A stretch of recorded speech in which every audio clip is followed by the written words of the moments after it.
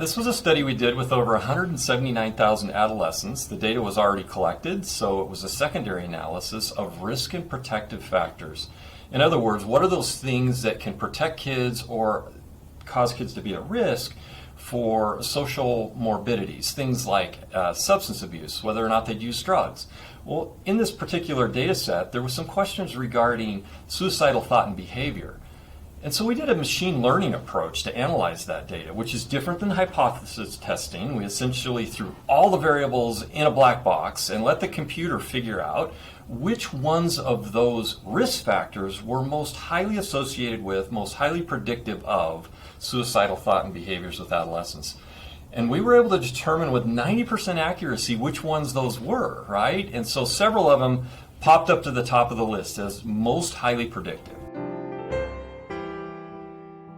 Those included what was going on online through digital channels, what was going on at school, and what was going on at home. So of the top 5 things that were most highly associated, it was bullying through social media channels or digital means.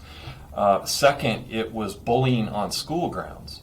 Third, it was arguing in the family, yelling in the family, arguing over and over, those kinds of things, that kind of dysfunction within the home.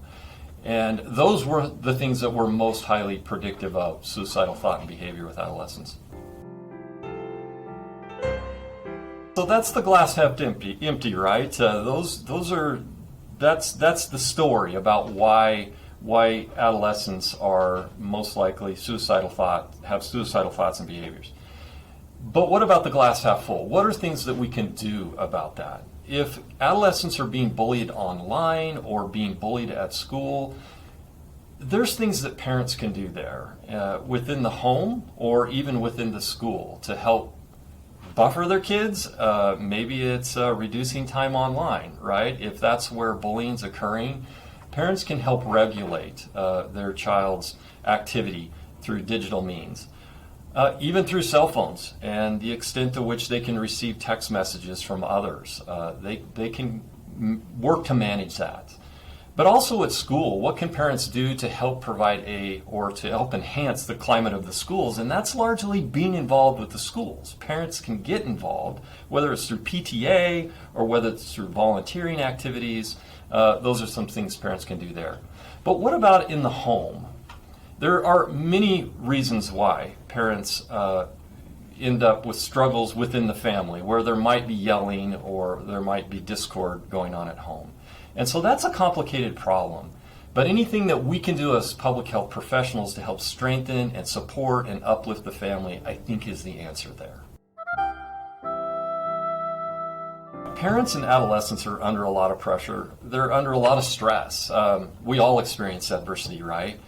So there's probably some things that we can do to help all of us cope, even adolescents.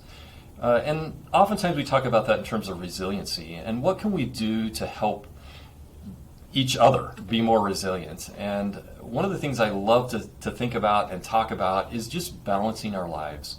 Having a balanced lifestyle can really help us cope with the challenges that are coming in our life.